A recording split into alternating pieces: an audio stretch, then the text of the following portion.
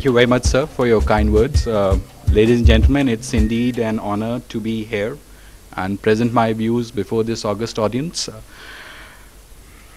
I think right from school days, I always had goose pimples when it came to addressing a public this thing, but nevertheless, I'll try to overcome that. This will be the outline for my discussion as I take it. Challenges before HR. What are the typical reactions we guys have? What needs to be done? Getting future ready. How is Arsha and Arsha's HR team trying to, cope up with this? And lastly, but believe in the future.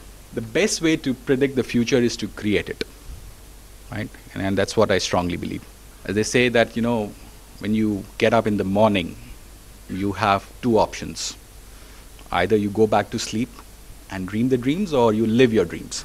So I believe in getting up and chasing my dreams. So what are the typical challenges before HR? Growth, demographics. The workplace today is no longer restricted to one geography. All of us know that, Employees from around the world form a critical workforce, and their needs need to be addressed. You have multiple businesses, companies have built-in complexities, multiple businesses, multiple functions, cross-functional reporting, and most importantly, multiple locations. So with all these, the operational challenges which are there, these challenges make life difficult for us, or to put it. So what are the typical reactions to these challenges? It's impulsive decision making. Most of us would get on a hands-on mode, try to fix the problem, you give immediate solutions. These solutions are only focused on the short term. You plug the gap for the time being, and you focus only for the short term, not knowing what the big picture is. Our solutions are reactive rather than proactive, and they're limited. So that will address the immediate need.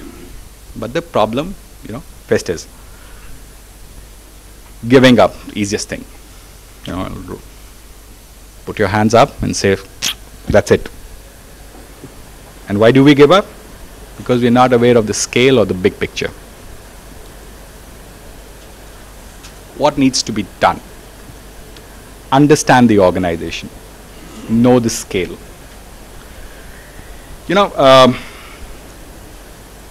Typically, we should take time to settle down, grasp the nuts and bolts of the organization. This would help us in the long term. Get to know the long-term vision, the goals and objectives of the organization. Don't restrict yourself. Ask questions. What, when, where. Ask as many questions as possible. You'll get to know your organization better. It'll help you plan better. Understand the values that drive the organization. Literally speaking, it is I will do whatever it takes to help my organization grow, and I'll grow with it. More importantly, keep your attitude positive.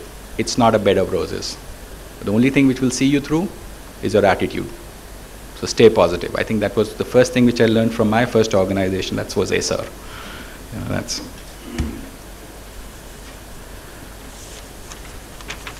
How do you get ready for the future? You get technology savvy. Okay?